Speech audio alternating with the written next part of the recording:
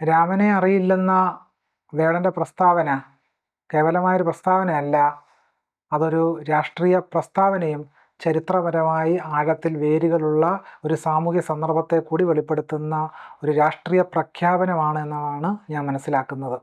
കാരണം തദ്ദേശീയ ജനവിഭാഗങ്ങൾ, പ്രത്യേകിച്ച് ദളിത് ആദിവാസി ജനവിഭാഗങ്ങൾക്കിടയിൽ രാമന് പ്രത്യേകിച്ച് യാതൊരു വേരുകളും ഉണ്ടായിരുന്നില്ല എന്നുള്ളതാണ് യാഥാർത്ഥ്യം. ആ അർത്ഥത്തിൽ നോക്കിയാൽ ദളിതർക്കോ ആദിവാസികൾക്കോ രാമനെ അറിയില്ല എന്നുള്ളതാണ് സത്യവസ്തുത. ദളിതരോ ആദിവാസികളോ രാമനെ അംഗീകരിച്ചാദരിക്കുകയോ ആരാധിക്കുകയോ ചെയ്തിരുന്നില്ല. ദളിതരുടെയും ആദിവാസികളുടെയും ദേവത എന്ന് പറഞ്ഞാൽ തദ്ദേശീയമായ ദേവതകളായിരുന്നു. അത് ആയിരമണി വല്യച്ഛൻ, മാടൻ, മറുത, അതുപോലെ തന്നെ കുട്ടിച്ചാത്തൻ, ഇങ്ങനെ തുടങ്ങിയ തദ്ദേശീയമായ കേരളത്തെ സംബന്ധിച്ച് നോക്കുകയാണെങ്കിൽ രാമൻ ഈ പറയുന്ന ഒരു ആരാധനാ മൂർത്തിയായിരുന്നു. ദളിതരുടെയും ആദിവാസികളുടെ ആരാധനാ മൂർത്തിയായിരുന്നില്ല. അവരാരാധിച്ചിരുന്നത് ഈ പറയുന്ന ആയിരമണി വല്യച്ഛനെയും മാടനെയും മറുതയെയും ഒക്കെയാണ് എന്നുള്ളതാണ്. നമ്മൾ ചില പ്രാചീനമായ ഗ്രന്ഥങ്ങൾ പരിശോധിക്കുമ്പോൾ ബാണഭട്ടൻ്റെ കാദംബരിയിൽ ശബരർ എന്ന് പറയുന്ന ആദിവാസി ഗോത്ര വിഭാഗം ആരാധിക്കുന്നത് കാളിയെയാണ്. അതുപോലെ പുരി ജഗന്നാഥ ക്ഷേത്രം ഇന്ന് വലിയ വിഷ്ണു ക്ഷേത്രം എന്നാണ് അറിയപ്പെടുന്നത്. പക്ഷേ ശബരർ എന്ന് പറയുന്ന ഗോത്രജന വിഭാഗത്തിൻ്റെ പ്രാചീനമായ ഒരു ദൈവസങ്കല്പമാണ് പിൽക്കാലത്ത് ബ്രാഹ്മണർ ജഗന്നാഥനായി മാറ്റിയെടുത്തത് എന്നുള്ളതാണ് പുരി ജഗന്നാഥ ക്ഷേത്രത്തിൻ്റെ ചരിത്രം തെളിയിക്കുന്നത്.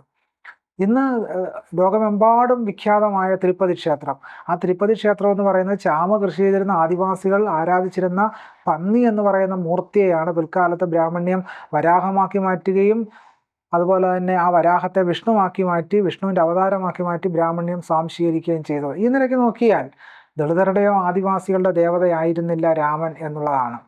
രാമൻ അടിസ്ഥാനപരമായി ദളിതർക്കും ആദിവാസികൾക്കും എതിരായി പ്രവർത്തിച്ചിട്ടുള്ള ഒരു ദൈവസങ്കല്പമാണ് എന്നുള്ളതാണ്. കാരണം നിഷാദനായ ഗുഹൻ രാമനോടുള്ള വലിയ സ്നേഹം പ്രകടിപ്പിക്കുകയാണ്. ആ രാമനോടുള്ള വലിയ സ്നേഹം പ്രകടിപ്പിച്ചുകൊണ്ട് ഫലമൂലാദികളുമായി രാമനെ കാണാൻ ചെല്ലുമ്പോൾ രാമൻ ആ ഫലമൂലാദികളൊന്നും കഴിക്കുന്നില്ല. പിന്നീട് ഭരതൻ ഈ രാമനെ അന്വേഷിച്ച് ഗുഹൻ്റെ അടുത്തേക്ക് എത്തുമ്പോൾ ഗുഹൻ ഭരതനോട് പറയുന്ന കാര്യം, രാമൻ എൻ്റെ കയ്യിൽ നിന്ന് ഫലമൂലാദികളൊന്നും തന്നെ സ്വീകരിച്ചില്ല. അപ്പോൾ ഭരതൻ പറയുന്നത് ക്ഷത്രിയ ധർമ്മം അനുസരിച്ചാണ് രാമൻ നിഷാദനായ ഗുഹനിൽ നിന്നും ഫലമൂലാദികളൊന്നും സ്വീകരിക്കാതിരുന്നത് എന്നാണ് വാൽമീകി രാമായണം സാക്ഷ്യപ്പെടുത്തുന്നത്. ഇതിൽ നിന്നും എന്തുകൊണ്ടാണ് ക്ഷത്രിയ ധർമ്മം എന്നതിൽ നിന്ന് എന്താണ് നമുക്ക് മനസ്സിലാക്കാൻ കഴിയുന്നത്? ക്ഷത്രിയ ധർമ്മം എന്ന് പറയുന്നത് ജാതി ധർമ്മം തന്നെയാണ്.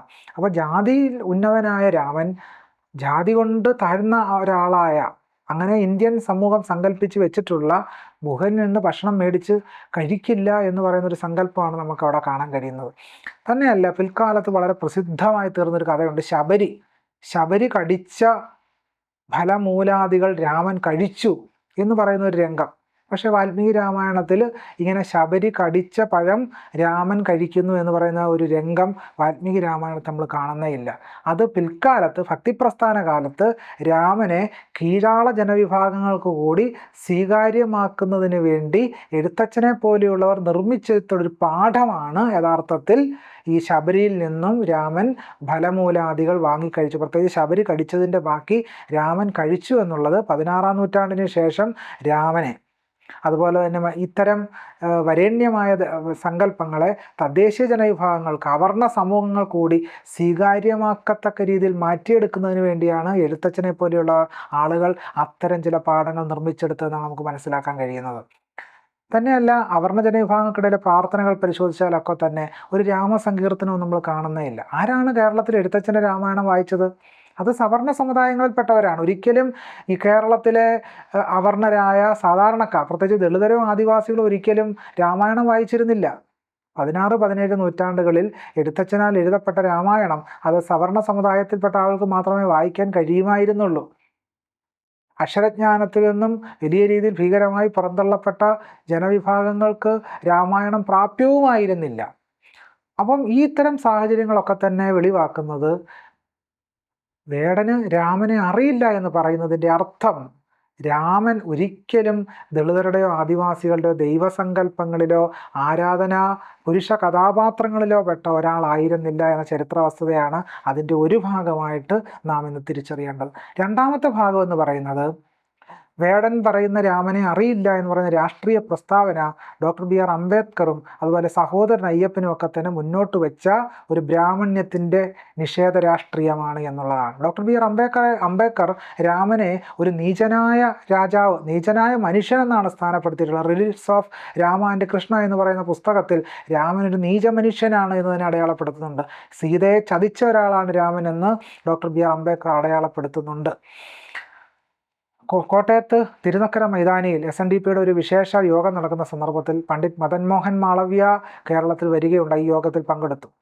പണ്ഡിറ്റ് മദൻ മോഹൻ മാളവ്യ ഈഴവരോട് രാമനാമം ജപിക്കണം എന്നാവശ്യപ്പെട്ടു. അപ്പോൾ സഹോദരൻ അയ്യപ്പനും CO കരുണാകരനും അടങ്ങുന്ന പ്രബുദ്ധ ഈഴവർ എഴുന്നേറ്റ് നിന്നുകൊണ്ട് രാവണാക്കി ജയ്യാണ് വിളിച്ചത്, അല്ലാതെ ജയ് ശ്രീരാം വിളിക്കുകയായിരുന്നില്ല. സഹോദരൻ അയ്യപ്പനും അതുപോലെ CO കരുണാകരനും ഉൾപ്പെടെയുള്ള പ്രബുദ്ധ ഈഴവർ ജയ് ശ്രീരാം അല്ല വിളിച്ചത്, രാവണാക്കി ജയ്യാണ് വിളിച്ചത്. തന്നെയല്ല, നാരായണ ഗുരുസ്വാമികൾ രാമനെ അംഗീകരിക്കുന്ന പാരമ്പര്യത്തിൽപ്പെട്ട ഒരാളായിരുന്നില്ല. ഒന്നാം ലോക മഹായുദ്ധകാലത്ത് നാം ഒക്കെ ബ്രിട്ടീഷുകാർ ജയിക്കാൻ പ്രാർത്ഥിക്കണം എന്ന് ഗുരുസ്വാമികൾ പറയുകയുണ്ടായി. എന്തുകൊണ്ടാണ് അങ്ങനെ പറയുന്നത് എന്ന് ശിഷ്യൻ ചോദിച്ചപ്പോൾ ഗുരുസ്വാമികൾ പറഞ്ഞ മറുപടി, രാമാദികളുടെ കാലത്തായിരുന്നുവെങ്കിൽ നമുക്ക് ശംഭൂകൻ്റെ ഗതിയാകുമായിരുന്നു എന്നാണ് പറഞ്ഞത്. അതായത് തപസ് ചെയ്ത ശൂദ്രനായ ശംഭൂകനെ വെട്ടിക്കൊലപ്പെടുത്തിയ രാമൻ തന്നെയും കൊലപ്പെടുത്താൻ മടിക്കുകയില്ല എന്നുള്ള പ്രബുദ്ധമായ ഒരു ചരിത്രം സംബന്ധമായ ജ്ഞാനബോധത്തെയാണ്, രാമനെ നിഷേധിക്കുന്ന ജ്ഞാനബോധമാണ് നാരായണ ഗുരുസ്വാമികൾ പിൻപറ്റിയതും ഉയർത്തിപ്പിടിച്ചതും എന്നുള്ളതാണ്. അപ്പോൾ നാരായണ ഗുരുവിനും സഹോദരൻ അയ്യപ്പനും ഡോക്ടർ ബി ആർ അംബേദ്കറും ഒരിക്കലും രാമനൊരു പുരുഷനായിരുന്നില്ല, ആരാധനാ കഥാപാത്രമേ ആയിരുന്നില്ല. അവസാന കാലത്ത് ബുദ്ധമതം സ്വീകരിച്ചുകൊണ്ട് നടത്തുന്ന വളരെ പ്രഖ്യാപിതമായ വിളംബരത്തിൽ, ദൃഢപ്രതിജ്ഞയിൽ ഞാൻ രാമനെയും കൃഷ്ണനെയും ആരാധിക്കില്ല എന്നാണ് ഡോക്ടർ ബി ആർ അംബേദ്കർ സുചിന്തിതമായി പ്രസ്താവിച്ചത്. അതുകൊണ്ട് വേടൻ താൻ രാമനെ അറിയില്ല എന്ന് പറയുമ്പോൾ രണ്ട് കാര്യങ്ങളാണ് അതിലുള്ളത്. അതിലൊന്ന്, ചരിത്ര സാഹചര്യം അനുസരിച്ച് ദളിതരുടെയോ ആദിവാസികളുടെയോ ആരാധനാപാത്രമായിരുന്നില്ല രാമൻ.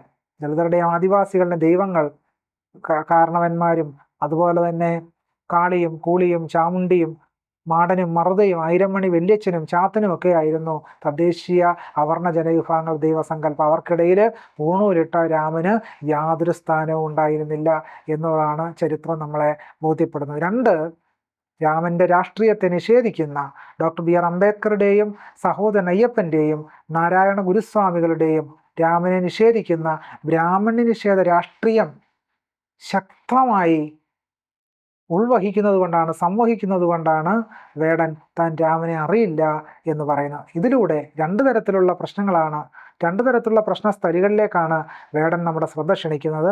അതിലൊന്ന്, ഹിന്ദുത്വവാദികൾ മുന്നോട്ട് വെക്കുന്ന രാമൻ്റെ രാഷ്ട്രീയത്തെ കേന്ദ്രീകരിച്ചുള്ള ബ്രാഹ്മണ്യ രാഷ്ട്രീയത്തെ സമ്പൂർണമായി വേടൻ നിഷേധിക്കുന്നു. അതുവഴി ജനാധിപത്യപരമായ ബഹുസ്വരതയുടെ ആഖ്യാനങ്ങളെ, ബഹുസ്വരമായ സംസ്കാര ചരിത്രത്തെ അഴിച്ചു നോക്കുവാൻ വേടൻ്റെ പാട്ടുകൾ അല്ലെങ്കിൽ വേടൻ്റെ ആ പ്രസ്താവന നമ്മെ പ്രേരിപ്പിക്കുന്നു. രണ്ട്, കേരളത്തിൽ പ്രത്യേകിച്ചുള്ളൊരു ഗണമുണ്ട്. അത് പുരോഗമന ഹിന്ദുത്വർ എന്നാണ് അവരെ വിളിക്കേണ്ടത്. അവർ മതേതര രാമനെ തേടുന്നു, മതേതര കൃഷ്ണനെ തേടുന്നു. മതേതരനായ ഒരു രാമനുണ്ടെന്ന് അവർ പറയുന്നു, മതേതരനായ ഒരു കൃഷ്ണനുണ്ടെന്ന് പറയുന്നു, കൃഷ്ണൻ സബ്വേഴ്സീവ് പൊട്ടൻഷ്യലുള്ള ദൈവമാണെന്ന് പറയുന്നു, രാമൻ ജഗദാനന്ദ കാരകനാണെന്ന് ഇത്തരക്കാർ അവതരിപ്പിക്കുന്നു. ഇങ്ങനെയുള്ളൊരു സാഹചര്യത്തിൽ രണ്ട് തരത്തിലുള്ള പുരോഗമന ഹിന്ദുത്വർ എന്ന് വിളിക്കുന്ന രാമനിലും കൃഷ്ണനിലും വിപ്ലവം തേടുന്ന ആളുകളെയും അതേസമയത്ത് തന്നെ ഹിന്ദുത്വവാദികളെയും ഒരേപോലെ നിഷേധിക്കുന്ന ജനാധിപത്യത്തിൻ്റെ സമത്വ രാഷ്ട്രീയ സങ്കല്പമാണ് രാമനെ അറിയില്ല എന്ന പ്രസ്താവനയിലൂടെ വേടൻ വെളിപ്പെടുത്തുന്നത്.